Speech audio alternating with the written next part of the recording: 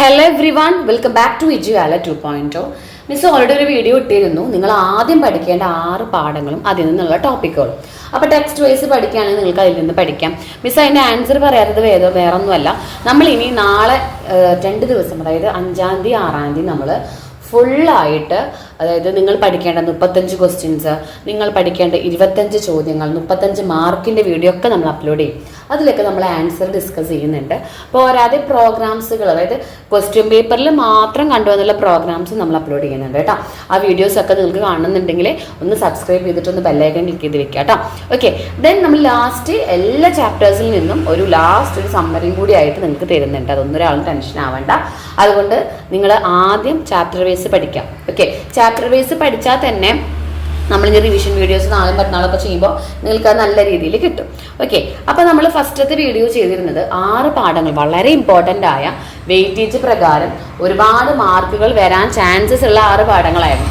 അത് പഠിച്ചു കഴിഞ്ഞവർ പിന്നീട് പഠിക്കേണ്ട 5 ചാപ്റ്റേഴ്സാണിത്. അതായത് കുഞ്ഞു ചാപ്റ്റേഴ്സ് ആണ്, എന്നാലും ഓരോ പാഠങ്ങളിലും നമുക്ക് 2 മാർക്കൊക്കെ വളരെയധികം ഇമ്പോർട്ടൻ്റ് ആണല്ലേ. 2 മാർക്കിൻ്റെ ഒരുപാട് ക്വസ്റ്റ്യൻസ് നമുക്ക് കിട്ടാതൊക്കെ പോകാറുണ്ട്. അപ്പോൾ 2 മാർക്ക് 3 മാർക്കിലൊക്കെയാണ് നിങ്ങളുടെ മെയിൻ മാർക്കുകൾ പോവുക. 5 മാർക്കിൻ്റെ 2 ക്വസ്റ്റ്യനൊക്കെ നിങ്ങൾക്ക് അറ്റൻഡ് ചെയ്യാൻ പറ്റുള്ളൂ. അപ്പോൾ അതൊന്നും അത്ര വലിയ മാർക്കായിട്ട് നമുക്ക് പോകാറില്ല. നമുക്ക് നോക്കി നോക്കാം ഈ 5 പാഠങ്ങളിൽ. ഇതിൽ നിന്ന് നമുക്ക് മാക്സിമം 2 മാർക്ക് 3 മാർക്കിൻ്റെ ക്വസ്റ്റ്യൻസ് ഒക്കെ ആയിട്ട് അതിന് വരാറ്. നോക്കി നോക്കാം ഏതൊക്കെയാണ് പാഠം എന്ന് വെച്ചാൽ ചാപ്റ്റർ 2 അറേ എന്ന് പറഞ്ഞ പാഠം 5 മാർക്കാണ് അവിടെ വെയിറ്റേജ്. ചാപ്റ്റർ 6 ജാവാസ്ക്രിപ്റ്റിൻ്റെ പാഠം 6 മാർക്കാണ് വെയിറ്റേജ്. ചാപ്റ്റർ 7 വെബ് ഹോസ്റ്റിംഗ് 4 മാർക്കാണ് വെയിറ്റേജ്. ചാപ്റ്റർ 10 ERP 4 മാർക്കാണ്. Chapter 11 trends and issues in ICT 5 മാർക്കാണ്. അപ്പോൾ ഇതാണ് വെയിറ്റേജ് പ്രകാരമുള്ള നമ്മൾ സെക്കൻഡ് സെറ്റായിട്ട് പഠിക്കേണ്ട, ഓരോ സെറ്റ് പ്രകാരം പഠിക്കാം. സെക്കൻഡ് സെക്ഷനായിട്ട് പഠിക്കേണ്ട 5 ചാപ്റ്റേഴ്സ്. ഇനി ഇതിൽ ഓരോ പാഠങ്ങളിൽ നിന്ന് പഠിക്കേണ്ട ടോപ്പിക്കുകൾ നോക്കി നോക്കാം. അറേയിൽ നിന്ന് നമ്മൾ പഠിക്കേണ്ട ടോപ്പിക്കുകൾ എന്ന് പറയുമ്പോൾ അറേ എന്താണ്, അറേ ഡിക്ലെയർ ചെയ്യാൻ പഠിക്കണം.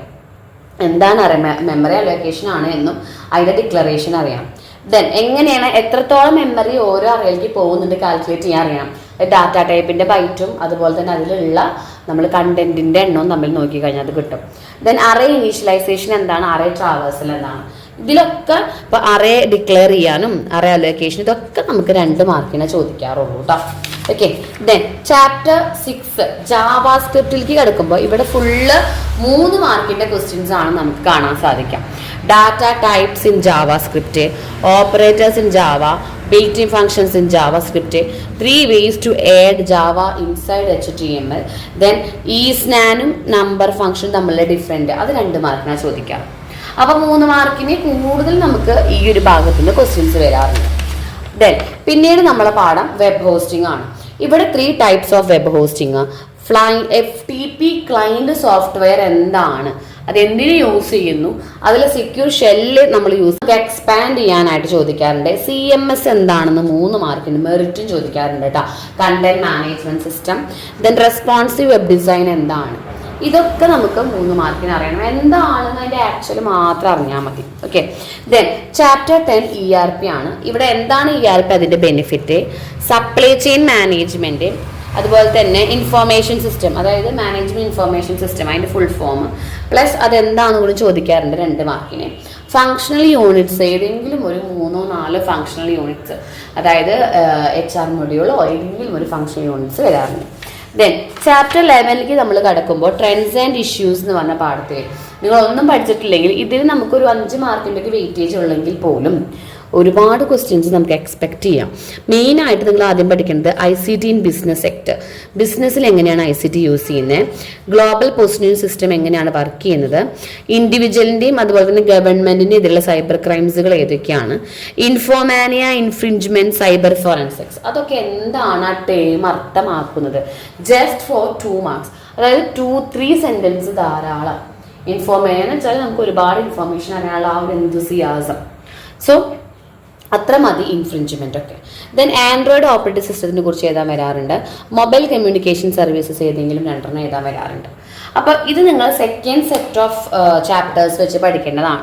അതായത് നിങ്ങൾ 6 പാഠങ്ങൾ ഓക്കെ ആയി കഴിഞ്ഞാൽ മാത്രം പഠിക്കേണ്ട ചാപ്റ്റേഴ്സ് ആണ് ഇതൊക്കെ. ഈ ടോപ്പിക്കുകളൊക്കെ അറിഞ്ഞിരിക്കാം. ഇനി ഇതിൽ നിന്നൊക്കെ ബാക്കിയായിട്ട് നമുക്ക് കുറച്ച് പ്രോഗ്രാംസുകൾ അറിയണം. പ്രോഗ്രാംസ് എന്ന് പറയുമ്പോൾ നമുക്ക് കോഡ് എഴുതാനായിട്ട് വരും. C++ലുള്ള ഏതെങ്കിലും ഒരു ലൂപ്പ് തന്നിട്ട് ട്രാൻസ്പ്ലേറ്റ് ട്രാൻസ്ഫോർമേഷൻ നടത്താനായിട്ട് വരും. അപ്പോൾ നമ്മളിപ്പോൾ ഈ സെറ്റ് ഓഫ് ക്വസ്റ്റ്യൻസ് പഠിച്ചതിലൊന്നും എന്താ പറയുക, പ്രോഗ്രാംസ് ഇൻക്ലൂഡ് ചെയ്തിട്ടില്ല. നമുക്ക് HTML സെക്ഷനിൽ നിന്ന് HTML കോഡ് എഴുതാനായിട്ട് വരും. അത് ഒന്നെങ്കിൽ ലിസ്റ്റിൻ്റെ കോഡാവാം, അല്ലെങ്കിൽ ടേബിൾ ക്രിയേഷൻ ആവാം, അതല്ലെങ്കിൽ എങ്ങനെ നമുക്ക് ലിങ്ക് കൊടുക്കാം, അല്ലെങ്കിൽ ഇമെയിൽ എങ്ങനെ ലിങ്ക് ചെയ്യാം.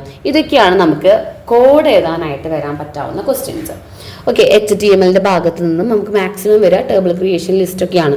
ഇതിൽ ലിസ്റ്റും ടേബിളും നന്നായി നോക്കാം. രണ്ടാമത് നമുക്ക് C++ലുള്ളതിൽ നമുക്ക് ഏതെങ്കിലും സ്റ്റേറ്റ്മെൻറ്റുകൾ തരും. ഡു വൈലോ ഫോർ ലൂപ്പ് എന്തെങ്കിലും തന്നാൽ അതിനെ കൺവേർട്ട് ചെയ്യാനായിട്ട് വരാം. ഏതെങ്കിലും ഫോർ ലൂപ്പോ ഡു വൈൽ അങ്ങനെ ഏതെങ്കിലും ലൂപ്പുകൾ. അപ്പം അതിന് നമ്മളിവിടെ പഠിക്കേണ്ടത് സിൻറ്റെക്സ് ആണ് അവിടെ പഠിക്കേണ്ടത്. ഓക്കെ, പിന്നീട് നമുക്ക് വരാവുന്നത് അടുത്തത് SQL സെക്ഷനിൽ നമുക്ക് ഒരു ടേബിൾ ക്രിയേഷൻ തന്നിട്ട് അതിൽ നിന്ന് ചെറിയ ചെറിയ പ്രോഗ്രാമുകൾ എഴുതാനായിട്ട് നമുക്ക് ക്വസ്റ്റ്യൻ വരും. SQL ക്വറീസ് എഴുതാനാണ് നമുക്ക് വരിക. അതായത് സെലക്ട് സ്റ്റാർ ഫ്രം ഒക്കെ ഉള്ള പോലെ SQL ക്വറീസ് എഴുതാനായിട്ട് നമുക്ക് പ്രോഗ്രാമിനായിട്ട് വരാം. പിന്നെ നെക്സ്റ്റ് നമുക്ക് വരാവുന്നത് RDBMSൽ നിന്ന് ഏതെങ്കിലും റിലേഷൻ തരും.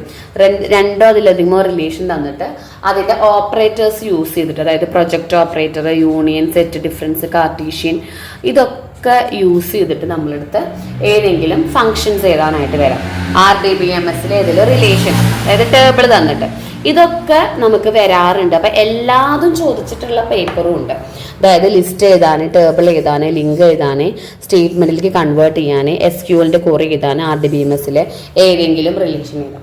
അപ്പോൾ ഇതെല്ലാം കൂടി നമ്മൾ ഇൻക്ലൂഡ് ചെയ്യുന്ന പ്രീവിയസ് ഇയർ ക്വസ്റ്റ്യൻ പേപ്പറിൽ വന്നിട്ടുള്ള, നമ്മൾ മോഡൽ എക്സാമിനൊക്കെ വന്നിട്ടുള്ള കുറച്ച് ക്വസ്റ്റ്യൻസ് നമ്മൾ ചെയ്യുന്നുണ്ട്, പ്രോഗ്രാം വീഡിയോ ചെയ്യുന്നുണ്ട്. കാരണം നമുക്കൊരു 8 മാർക്കോളം നമുക്ക് എക്സ്പെക്റ്റ് ചെയ്യാം. എങ്ങനെ ഒരു 8 മാർക്ക് നമുക്ക് പ്രോഗ്രാം സെക്ഷനിൽ നിന്ന് എക്സ്പെക്റ്റ് ചെയ്യാം. അപ്പം നമ്മളത് നോക്കുന്നുണ്ട് കേട്ടോ. സോ ആ വീഡിയോയ്ക്ക് നിങ്ങൾ വെയിറ്റ് ചെയ്യുക. അതിന് മുന്നേ, അപ്പോൾ ഈ 8 മാർക്കിന് മുന്നേ നമ്മളൊരു 10 മാർക്ക് എന്ന് വിചാരിച്ചോ, 10 മാർക്ക് പോയാലും ബാക്കി 50 മാർക്കിനുള്ള തിയറീസ് ഇപ്പം നിങ്ങൾ പഠിച്ചിരിക്കണം. ഈ പാഠങ്ങളിൽ നിന്നും ആ പാഠങ്ങളിൽ നിന്നും ഒക്കെ ആയിട്ട് പഠിച്ചിരിക്കണം. അതുപോലെ തന്നെ നമ്മളിനി ഷുവർ ക്വസ്റ്റ്യൻസ് അപ്ലോഡ് ചെയ്ത് അതിൽ നിന്നും കൂടി ഒന്നുകൂടി പഠിക്കുക. അപ്പോൾ ഇനിയുള്ള 2 ദിവസം ഈ ഒരു സെറ്റിൽ വേണം പഠിക്കാനായിട്ട്. ഓക്കെ എവരിവൺ, അപ്പോൾ നിങ്ങൾക്ക് വീഡിയോ ഹെൽപ്ഫുൾ ആയെന്ന് വിചാരിക്കുന്നു. ഹെൽപ്ഫുൾ ആയെങ്കിൽ ലൈക്ക് ചെയ്യുക, ഷെയർ ചെയ്യുക, നിങ്ങളുടെ ഫ്രണ്ട്സിനൊക്കെ ഒന്ന് അയച്ചു കൊടുക്കുക, മാക്സിമം സപ്പോർട്ട് ചെയ്യുക കേട്ടോ. Okay, thank you.